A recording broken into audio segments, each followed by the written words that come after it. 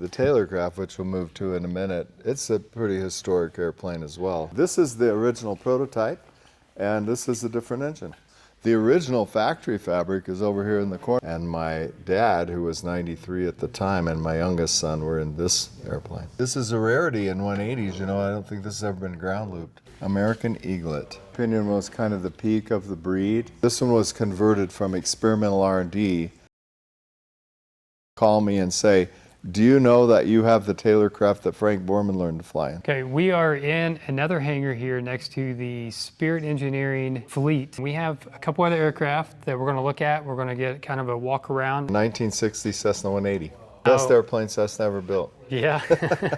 So what's the story behind this? You've had this for a few years. My dad purchased this airplane in May of 1971. Yes. And it's been basically in the family since then. It was sold into and out of a couple of businesses. Photo with 4 generations, and this is one of the aircraft in that photo. Yeah, this is the tail airplane of 4. My oldest son is in the lead in the Taylorcraft, which is the slowest of the 4 airplanes. So you put the slow guy in front. Yeah. Right behind him is my oldest grandson in the Luscombe. Then I was in the Spirit SE1, and my dad, who was 93 at the time, and my youngest son were in this airplane. Okay. My dad was an active pilot for 77 years. Oh, wow. Yeah. So what kind of, looks like you got a pretty nice interior in here. Oh, we redid it. It's been redone a couple times. This one was done not terribly long ago. Yeah. Yeah. Very clean. Very clean. The yolks are, obviously those were probably done when you did the interior, or is that, have they been white? Same kind of time frame. You know, I mean, as these things age, you just toggle a different aspect. You kind of do a deep dive into restoration on different aspects. We never take this airplane like out of service to do a rebuild, but, you know, for instance, a couple years ago we had the tail all apart to redo the jack screws for the stabilizer trim, and it's been in dry country, so this is probably one of the nicest solid 180s. Probably. It's a good 180, and this is a rarity in 180s. You know, I don't think this has ever been ground looped. Really? No. Wow, no. That's kind of unusual in 180s and 185s anymore. So it looks like you have a McFarlane seat track rails there, yeah. Yep, we redid the seat tracks. A couple years ago. It just falls in that same category. Hey, when you get to a certain area of the airplane and you say, okay, well, we've got some wear and tear, we may not be at end of life yet, but it's looming, so let's just, you know, let's tackle this portion of the airframe and kind of do the deep dive and get things ready for the next go, you know? Yeah, it's a great thing. You know, on a 180, you never check runway length anywhere you're going because it's just not an issue, even if heavily loaded. Yeah. Open this up, I assume. Yeah. Yeah. Well, I think so. I don't know what's in there. Yeah. We got the tie downs, and looks like you got a spare tail wheel back there. Yeah, I pretty much don't travel without a spare tail wheel assembly because over the years I've had, you know, the stem tear off of the tube or something. Okay. And if you're traveling and you're a long ways from anywhere, not the easiest thing to find. So it's just handier to just travel with a tail wheel assembly ready to go. Yeah. So if you have any issues, you just stop and change it. All right, so what other, what model, we got a Luscombe over here. This is a 46-8A fabric wing. This is a very low time airplane. I don't think it has 500 total hours on it yet since new. Oh my gosh. A friend was looking for a project, and I recommended, you know, Luscombe because we have Luscombe parts and manuals, and we understand Luscombes pretty well. And he ended up rebuilding this one, which basically was just cleaning it up and recovering it. The original factory fabric wouldn't pass a punch test, and so when was we're this? kind of partial to Luscombes. It's just a great airplane, you know. So when was this covered? So 500.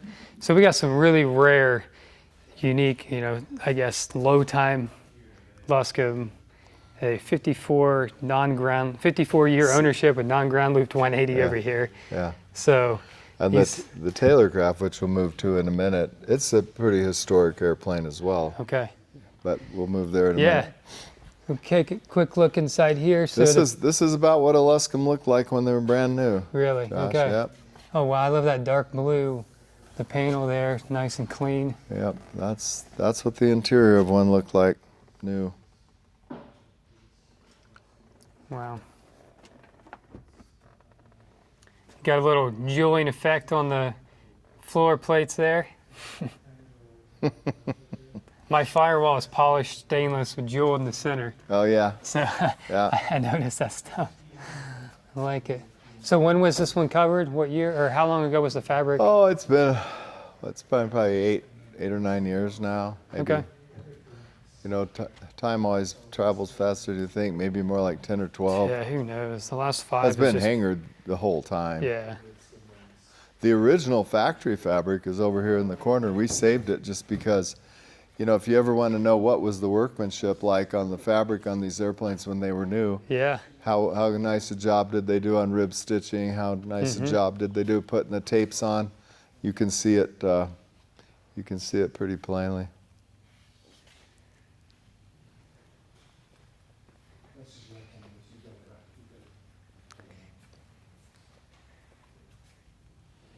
Okay, so tell me about this T-Craft over here. What model is This it? is a, What's the this story? is a 1939 Taylorcraft. Okay. It left the factory as a BC-50. It had the 50 horsepower engine.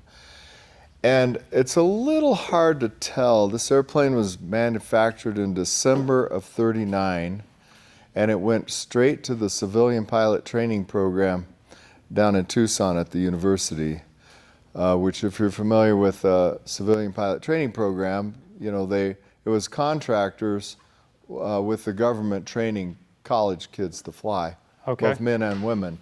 This was before the war. I mean, this airplane already had 3,000 hours or so on it by the time Pearl Harbor was bombed in 41, which was Wow. 2 years after it was new. It went down there, and I mean, we have all the logs. They started flying it like 9 hours a day, every day. And I'm sure hundreds of people have learned to fly in this airplane.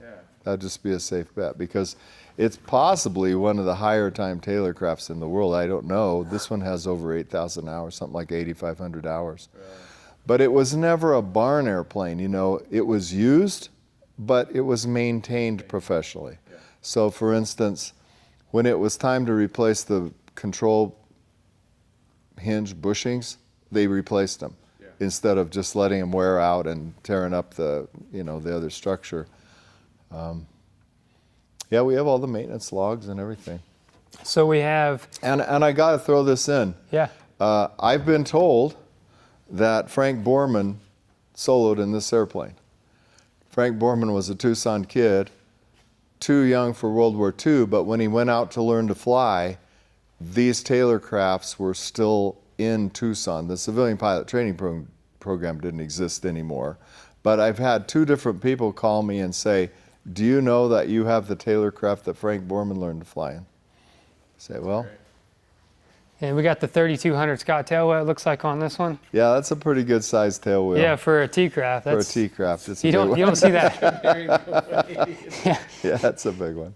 Yeah, you don't see that too often. Did you look in the cockpit? Yeah. This one has the full round, Yeah. you know, and the 3-in-1 gauge in the middle. TAC, oil pressure, oil temperature.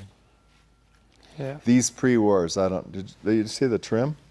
The No. trim is the little tail underneath the horizontal tail. See that thing sticking out? Oh Yeah. well, I didn't see that. Yeah, that's a feature of the pre-war Taylorcrafts. They were just a little bit lighter. Like these have built-up ribs, like a Cub. Yeah. The post-wars have stamped ribs. I don't know. There was just a little more attention to detail there. Like one of these sit next to a BC-12D. This is a 40 or 50-pound lighter airplane than those are. Yeah.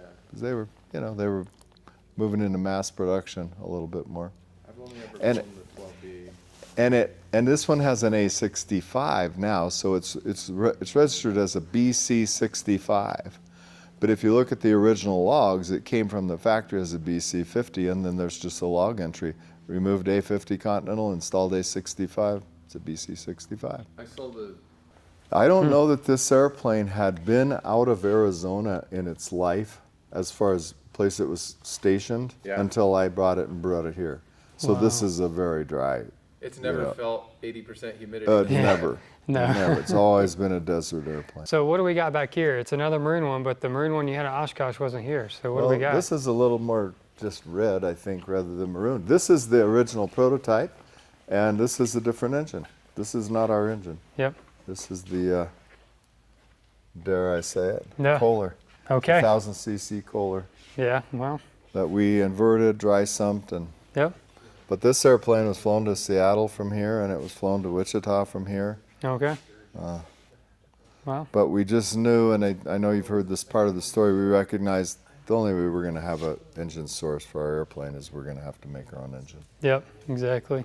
When we started the project, it wasn't our goal to develop an engine. You know, it was our goal to take an existing engine and it's a little dusty, Josh. Hasn't been out for a while. Yeah, it's fine. You got the new and improves going. So yes. All right. Yeah, Awesome. we might have to hang this in the factory one of these days. Or Yeah, you something, might have to. Probably should. It's a good plan.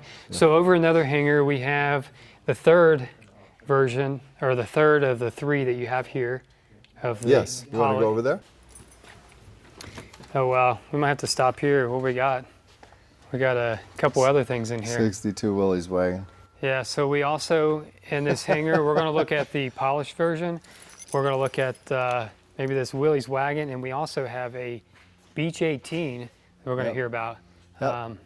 Let's start with that actually. The Beech. What's the scoop on that? This is a 1948 D18S, Okay. which in my opinion was kind of the peak of the breed, you know. They later, you know, some were tricycle gear, some were taller cabins, some had tall tail wheels. This is kind of the classic low tail wheel, low cabin D18. Okay. And you fly this, Yeah, and you've had it for a few years. 20 years. 20 years. Been to Okay. Oshkosh quite a few times. Really? Okay. And what kind of horsepower is this thing? 450. Okay. 450 each side. Yeah, they're R985 Pratt & Whitneys. Okay. All right. Can we take a quick peek inside? Or? Absolutely. Yeah, let's take a quick peek inside. If we move over to the polished SE.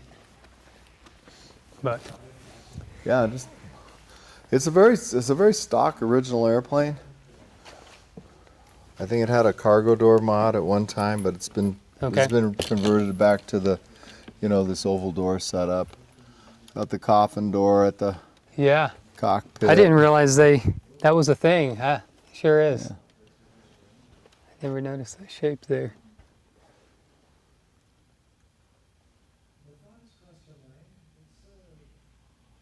So how many hours do you have in this? Have you got quite a few, or? Oh, I probably got 700. Yeah, Yeah. it's a good chunk. Yeah, we've traveled with it a lot, both business and pleasure. It's been to Alaska. Oh wow. You know, it's been to the East Coast a few times. It's been to the West Coast a few times. It's done just a lot of traveling around, you know, the middle of the country. It's been to Oshkosh quite a few Yeah. times. So. Well, it's very nicely done inside. It looks great. Yeah. So what do we got back here? Before we work our way around to the polished one, the last This one. is a 1930 American Eagllet. Okay. Built by American Eagle Aircraft Company in Kansas City, Missouri. The Eagllet was their answer to the Depression. You know, they were building big V8 powered biplanes, and they said after the stock market crash, they said we need a real low cost airplane, and so the American Eagllet was their answer. And a bit of interesting history, the two designers of this were Douglas Weber and Noel Hockaday. And those guys, they worked for American Eagle, they worked for Porterfield, they worked for Rearwind, and you can see some commonality between all those airplanes. You know, if you look at a Rearwind, for instance, they're kind of tall and thin. You know, they call them flying flounders or something. There's some characteristics to the structure and to the layout of the airplanes that are just common between Porterfield's rear ones and this Eagllet, which kind of started it all.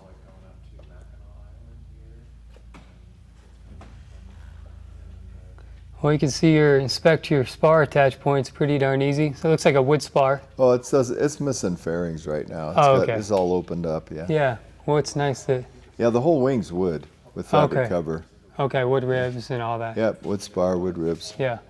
Back is, you better like to sit up really straight. So the rudder pedals, you do the bottom and not the top. The bar's on the top that pivots off of. Lock it right there. So as far as comfortably like sitting in here, yeah, the panel, 12 inches from your nose is kind of different. But I like the visibility though of, so narrow to the fuselage. I mean, you can really see right and left. But you notice the altimeter says height? Oh yeah, No, Yeah. that's probably original. yeah. Oh yeah. Yeah, that's Yeah, probably let's how go very basic. We're talking height. What's altitude? We don't know what that is. I could see with a seat cushion, maybe a little bit of something underneath and behind me would be nice. Okay. The Eagllet was kind of the first, high wing monoplane granted a type certificate, I think, by the Bureau of Air Commerce. This was right after they started type certifying airplanes. Before that, there wasn't such a process. And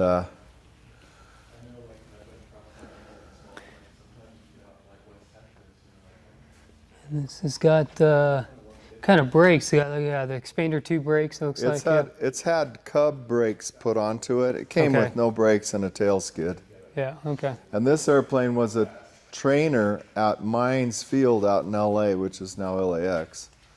So in the early Depression era, if you had gone to the airport to learn to fly when you lived in LA, good chance you would have flown this airplane. Okay. Again, we have all the logs, and they're interesting to read. So I didn't count this. It didn't come with that engine. That is a Salmson, Okay. French-made 9-cylinder engine. It came with a Eagllet 3-cylinder, Okay. which wasn't near the engine that the Salmson is. So what kind of horsepower? Maybe you already mentioned. This is 45. 45. Okay, which is At pretty a good low for a RPM, small. you see the size of prop it's swinging. It's Yeah, that's pretty good size. yeah, it's like a 1750 RPM engine. Wow. Very smooth.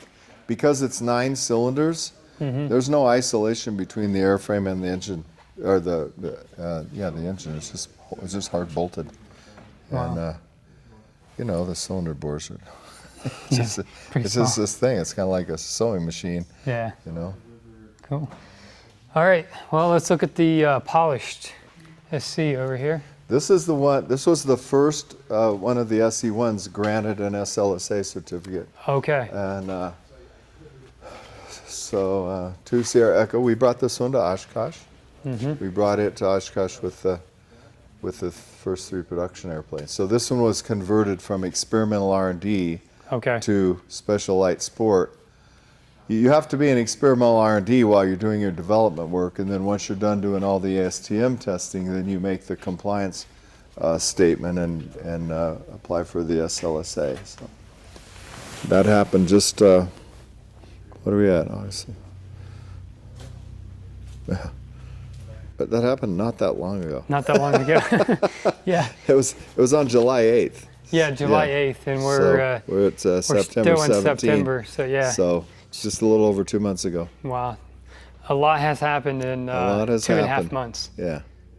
Well, once you come out from behind the curtain and you get it out in the public eye, a lot does happening. Got the iPad Mini. That's pretty much going to be a standard suggested setup, or that's going to be. Yeah. Well, the panel is set up for I don't know what the terminology is. Is a RAM? Yeah. It's like a The RAM common mount. mount pattern. So you could mount an iPhone or an Android, or you could put an iPad or whatever. Yeah.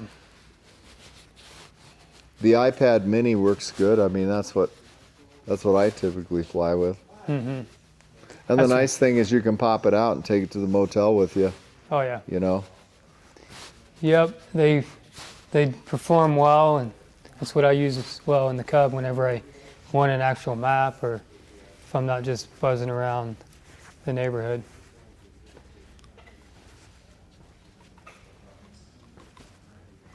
Well, I like polished, and I don't mind, kind of enjoy doing the polish, so Yeah. I probably would go with that and just give myself a bunch of extra work that I don't need. Well, But you know, yeah, it's let me whatever. just tell you this. Of course, you realize you're in the desert. Oh yeah, We take this thing to Oshkosh. Yeah. You sit in a chair in front of it. People come up and go, oh, all you do every weekend is polish. This airplane it hasn't been touched by a polishing wheel in 12 or 15 years. yeah, Okay. We clean the bugs off after Yep. we fly it. Like you just get your Windex and you go clean leading edges down, and we'll wipe down, you know, if there's any oil on the gear doors or something, we'll give it a pretty good wipe down. But if you just keep it clean, you know, in our country, you really, it doesn't really change. yeah. We get a little bit more. If we got out the buffer, we could make it shinier than it is, but it's adequately shiny for what we're doing. Okay. All right. Wow, that's a huge tail. I never realized how that horizontal. It's massive. Yeah, they're big.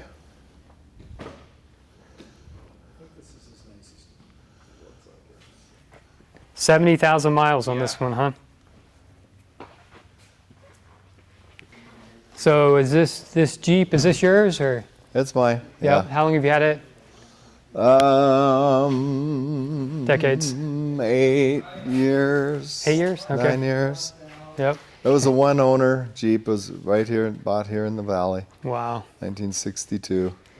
And There's 67,000 miles on it. 67,000 miles, one And owner. a factory PTO winch, which is kind of an unusual thing. Wow. You know, a lot of people put electric winches. We're in the part of the country where a winch and four-wheel drive, like, you'll use it. You know what I mean? Yeah, oh yeah, You for get out in sure. the mountains, getting steep, rugged places. And of course, these things were geared really low. If you get this on the road and get going 55, you'll feel like you got her really wound up.